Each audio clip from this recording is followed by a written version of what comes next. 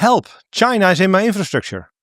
Welcome to Threat Talks. My name is Lieuwe-Jan Koning, and here from the Security Operations Center at Onto we bring you the next episode. Let's get on to it. Welcome to Threat Talks. Let's delve deep into the dynamic world of cybersecurity. Let me introduce my guest of today.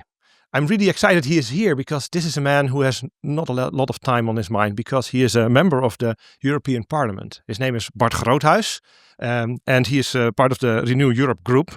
Bart, welcome.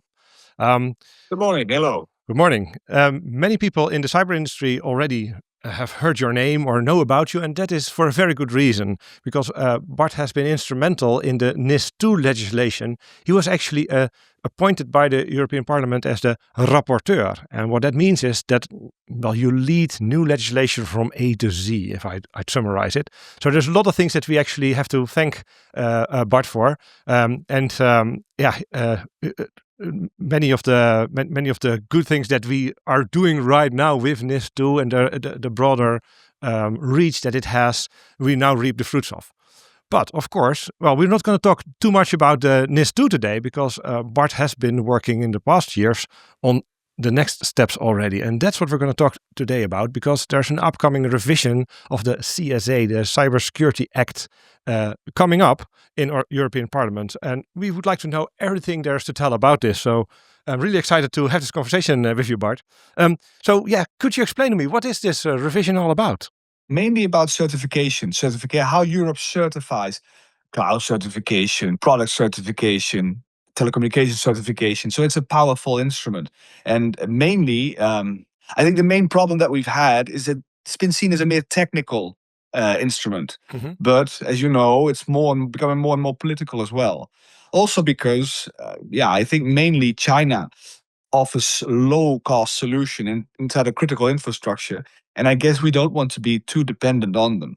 And those reasons we will elaborate on. But I mean, the reason that we certify is we certify our products in a critical infrastructure so that we can live prosperously and safe and secure. So you're talking about products? Is that also vendors?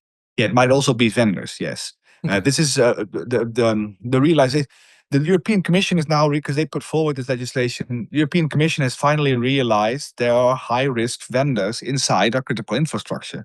And high-risk vendors has not just to do with technical issues. It also has to do with non-technical issues. Non-technical issues such as the 2017 intelligence legislation in China, which compels any Chinese company, wherever in the world, to do what the Chinese state wants of them. Mm-hmm. And that is a problem in itself, that the Chinese state operates very differently than many other countries, and that vendors from China have a specific risk, a non-technical risk profile we have to address in our certification. This legislation is being used for that. Okay, so I remember that we had some discussions over here about our 5G network for telecommunication. Can we take that as an example? And could you educate us on what those risks then are? Because you mentioned technical risk, but especially I'm interested in the non-technical ones then. Let's just take Huawei, for example. Huawei is by far the most important, together with ZTE, telecommunications infrastructure provider outside Nokia and Ericsson. And the problem is this: we've been focusing in Europe, but also in the US, too much on a secretive backdoor. Have the Chinese inserted a secretive backdoor in Huawei routers? That was a debate. Mm-hmm. And that's a completely wrong debate. I've been trying to convince my political colleagues of that wrong debate, because you're always one software update away from disaster. You know, there's hundreds of millions of rules of code inside of a router. You can always insert new backdoors there. That's the question. Isn't whether Huawei has done that in the past 20 years, whether they could do or will do in the next 20 or 30 years. Yeah, so what you're saying is we may certify and analyze the source code or the firmware of those devices right now and conclude there is no backdoor. But the point is, with a flip of a switch, they can probably install it everywhere at once. And then we have exactly. And the United Kingdom has a testing center, and I think that's flawed. That's flawed too. They shouldn't have done that. That's ridiculous. Reviewing millions of lines of code, that's not of the issue.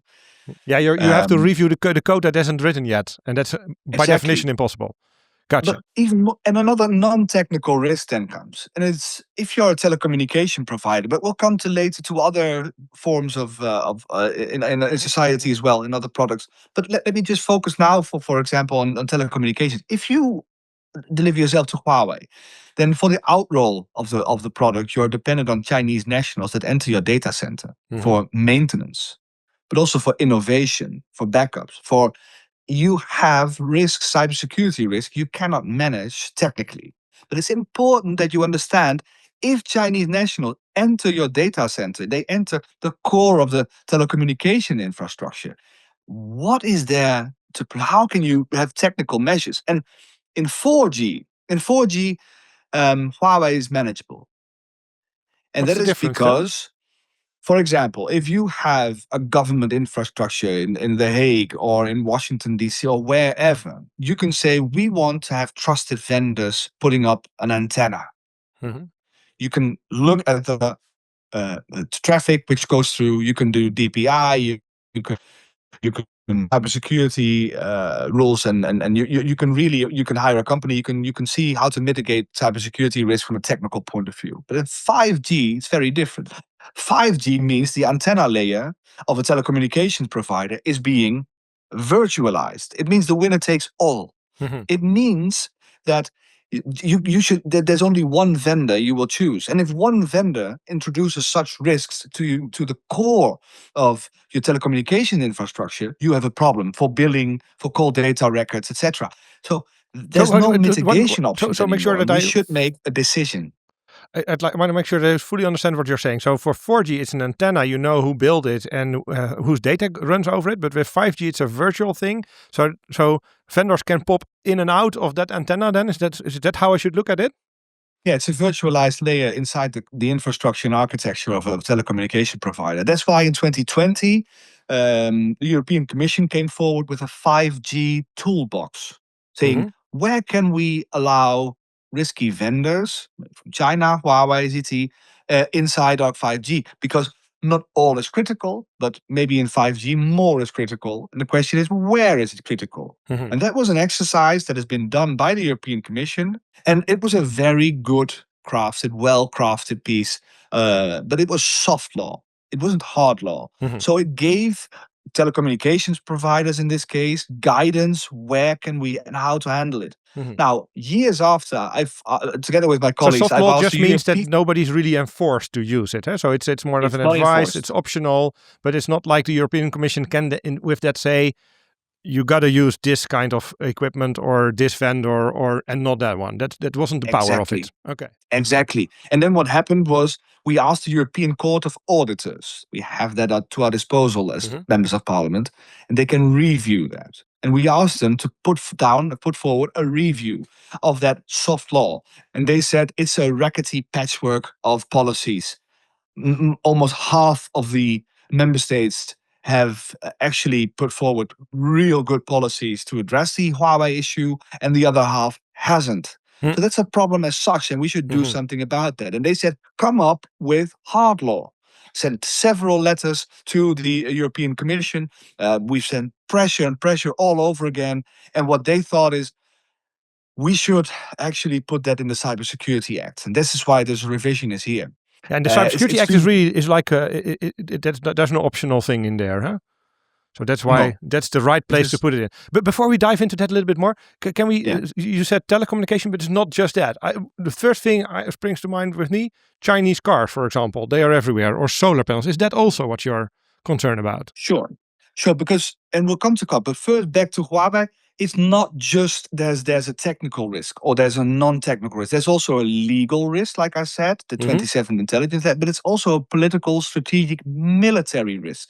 Because 5G, and we'll come back to the other products, that is not just the nerve center of our future societies. It's also a political, military, strategic battlefield. And you either take control of critical components of your telecommunications backbone, or you become the signals intelligence colony of another country. And what many say is that, well, everyone spies, so why bother taking care about looking at China? And I say, well, that's true. And even But Dutch, there's a difference. right? Open your doors, or at least make it difficult, huh? Yeah, the lesson shouldn't be everyone's spy, so why bother? I mean, there's several in open source. There's several cases of the Dutch and the Germans together spying on Crypto AG, and a Swiss company which provides telecommunication encryption. And apparently, those countries spied and were able to to intercept and decrypt many of the telecommunications the traffic that has been floating. Well, the lesson shouldn't be everyone spies, so why bother? But if even a small country like the Netherlands is tempted to do so, do you really believe that China won't misuse the power of owning someone's telecommunications backbone? Come on, this is critical, right? And the same goes then, to answer your question, for other parts of the infrastructure. Mm-hmm. This is serious. This is serious shit. This is real problem we have to address. Mm-hmm. And I mean, if just one step back out of the technical, I was raised by senior diplomats at the Ministry of Foreign Affairs who taught me geography, Bart. Geography is the most important asset for geopolitics. China's far and away, Russia's more near, concentrate on that. But I said, it's not. Your times have changed.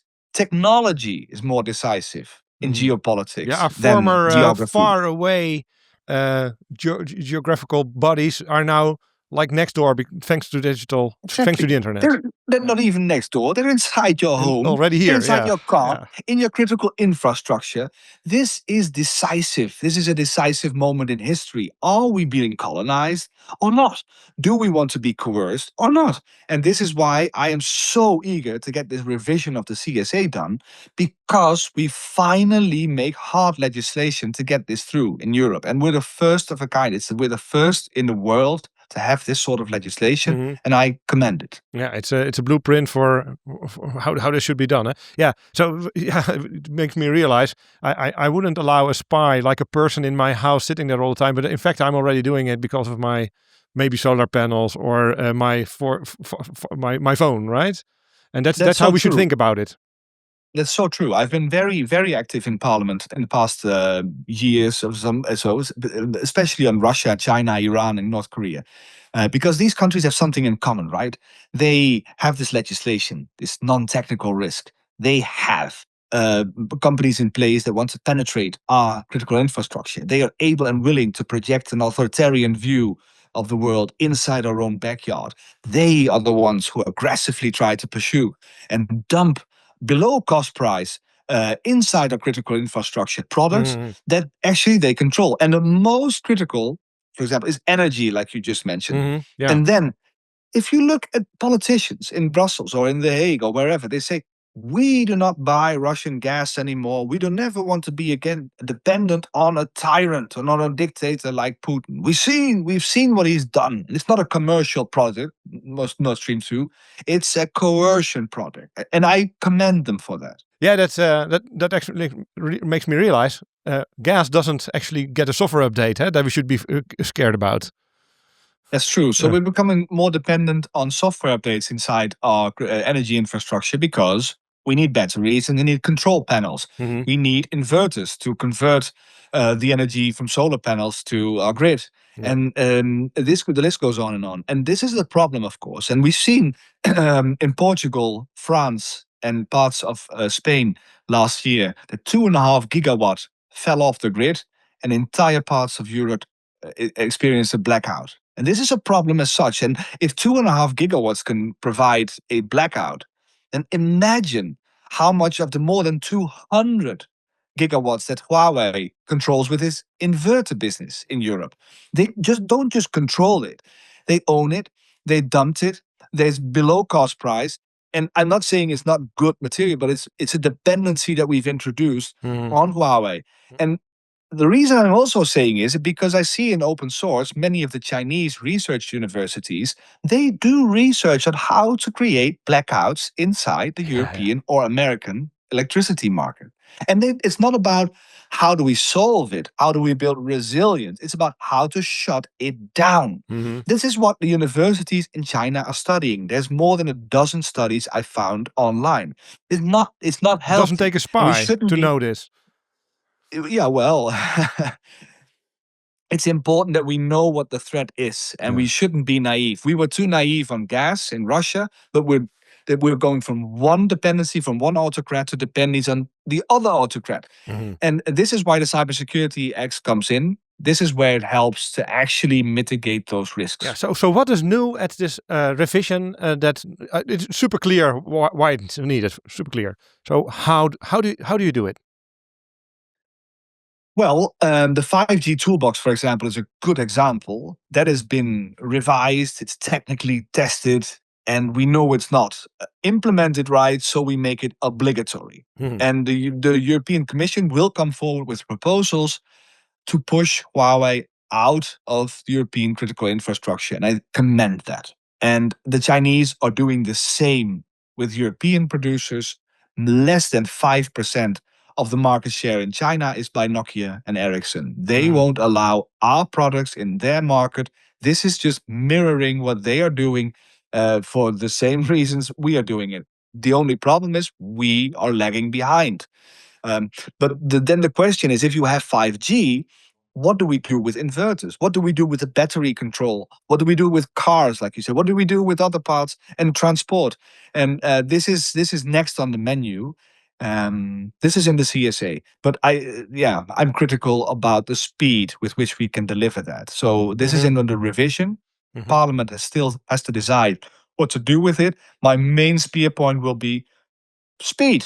Speed is of the essence, and be as powerful and as Do you mean fast as speed we of can. passing this legislation, or what's right after that?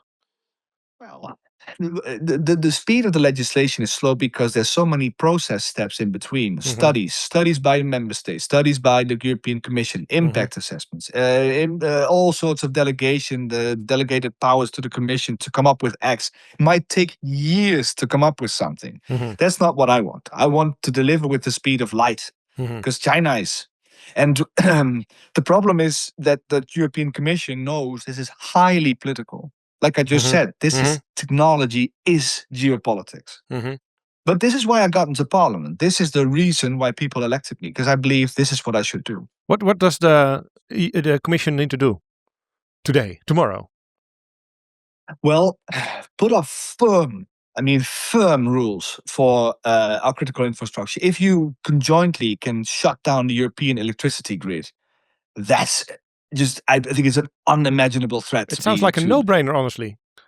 It's a no-brainer. It's a no-brainer. And I would say it's another no-brainer because of industrial policy. We have a couple of European producers of inverters, PV inverters, but they're bleeding. But they're good, but they're bleeding because the Chinese always outcompete them. It's not just because they have cheaper products. It's because they overproduce and the government subsidizes it, and they dump it on our market. We are being deindustrialized on a huge scale faster than we can imagine. It's also industrial policy for our industries and businesses here in Europe to thrive. So it's not just cybersecurity. Yeah, imagine what would happen if, like, a French company would be subsidized by the French government to put this equipment on the European market. Then I'm sure there's lots of rules against that, and it won't happen. But the Chinese do, and we let it happen. Exactly, and this is crazy.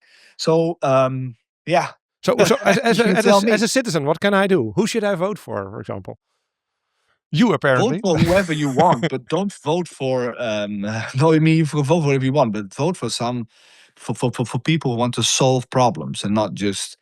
And I believe that if we solve this one, it's good for our industry, it's good for our security. It might also cost money. I should be honest with anyone who voted for me. It could cost us money. It's more expensive to do it ourselves because the Chinese dumped very cheap equipment.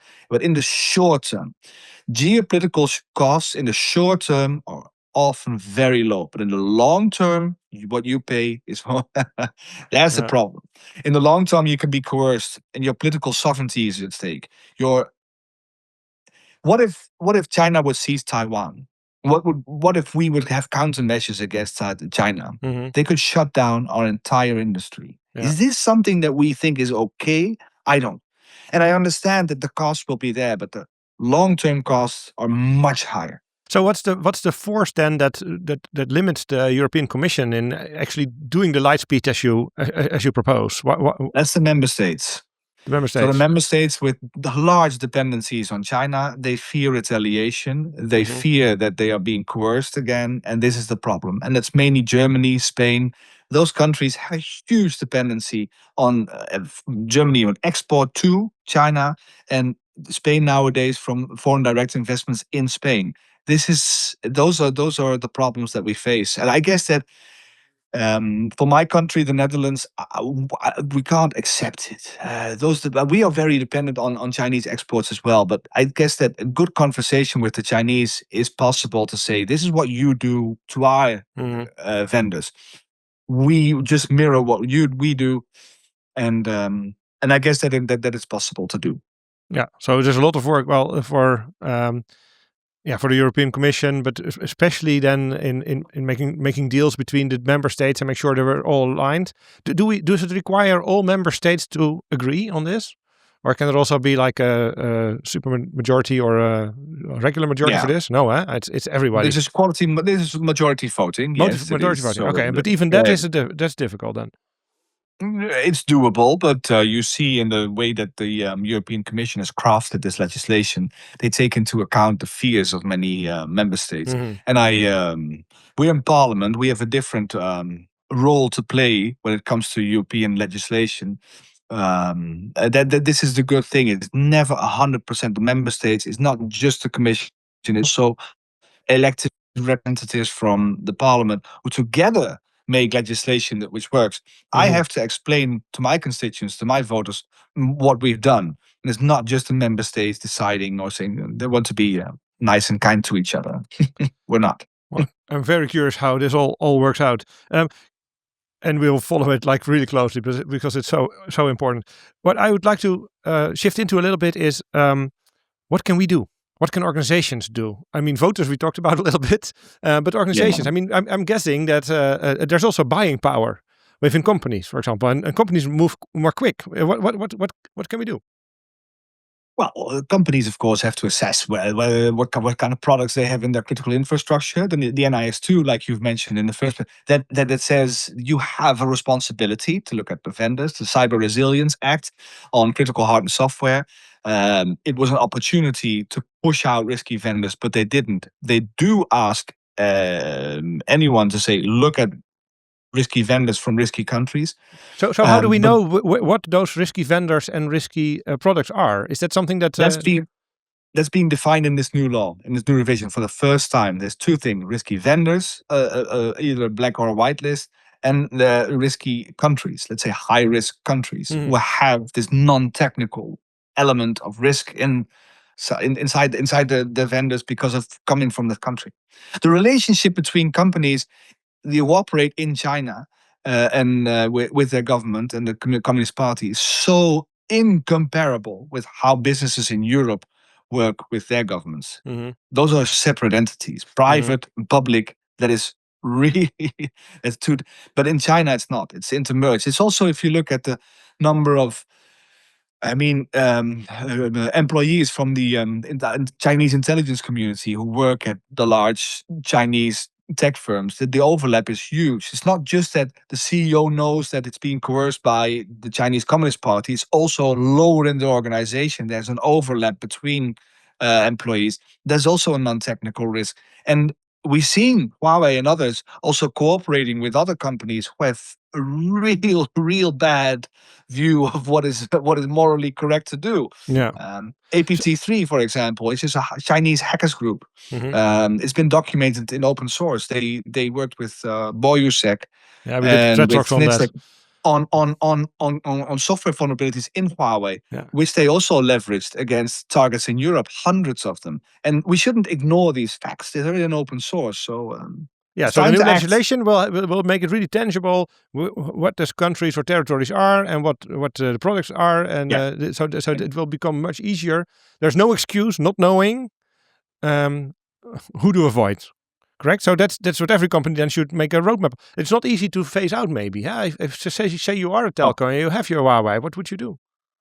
Now, that's the main problem for many of the member states. It will cost too much. So phasing out is a huge cost issue. The Canadian government recently, of a couple of years, said, "Okay, we'll help you with that. If it's the cost issue, we'll help you transferring to Nokia Ericsson."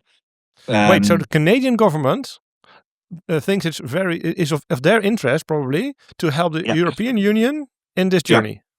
Wow.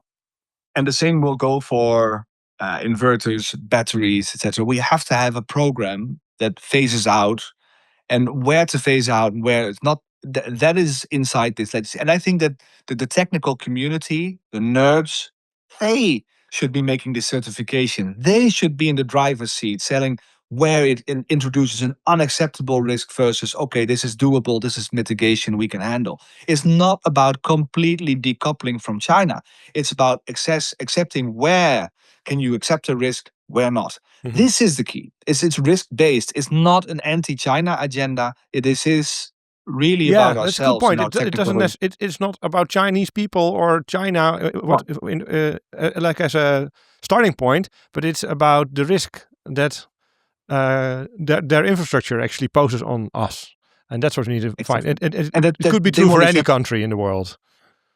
We should. Yeah, well, they have a specific legislation in 2017. And but if any other company would pass the same legislation, we would do the same to them. Yeah, so that's why we introduce a list of high-risk countries. And it's also true for Iran, and it's also true for Russia, and it's also true for the DPRK, Korea. So those are objective criteria, yes. So are there enough alternatives then on this? I mean, in IT, you mentioned the tech people. It's full of nerds here, and we always look at the EU alternative software, etc. And everybody uses preferably their own mail server, for example. So I know they exist. Are they known enough, you think? I guess they are, Lieuwe-Jan. But the problem is they've been pushed out of the market for too long, and we haven't had the opportunity to really develop it. And I guess the same will happen in many of the global trend I see in politics is demand politics. You create demand by setting rules, setting standards. And setting standards is also industrial policy. And creating a European sovereign demand for products will be the trend in the next couple of years. So we should do the same. All right. So what sectors bother you most? So of those in our audience work for companies, is that in the energy sector, for example? Is that do you have some priorities? You must have one. Sure. I guess that the energy sector is utmost importance together with communication sector. And then we have transport as well. But the main focus should be telecommunications first, and then we tackle the energy grid. Because we're electrifying as a continent, less and less dependent on molecules, more and more on electrics. And that means the management will be done digitally, accessible from wherever on the planet. At their time of choosing, they can create a blackout, and we do not accept such dependencies in a critical infrastructure. It's about critical infrastructure as a first mover. But if you're worried about espionage, if you're worried about other forms that those countries can hit you, of course you have a different risk appetite and calculus accordingly. Yeah. Okay. So act accordingly. Yeah. Thank you very much. I mean, this is a clear call to action to everybody, really, both in legislation. And thank you for doing all that work and making sure that our future laws are actually protecting us better. And a clear call to action to everybody who makes decisions on procurement, and especially in telecom and in energy sectors, to act now and to make sure that you look at this list of companies, of territories, of countries that we should avoid for these very well voiced reasons. Bart Groothuis, thank you so much for your time and for explaining this all. And we wish you all the best in making sure that this legislation passes as quickly as possible. Thank you so much. You're welcome. And to my viewers, thank you very much for tuning in today. If you thought this was really interesting, please approve us with a like. We'd appreciate that. And next week, there will be another episode of Tech Talks in your inbox. Hope to see you there. Bye-bye. Thank you for listening to Threat Talks, a podcast by Onto It Cybersecurity and AMS-IX. Did you like what you heard? Do you want to learn more? Follow Threat Talks to stay up to date on the topic of cybersecurity.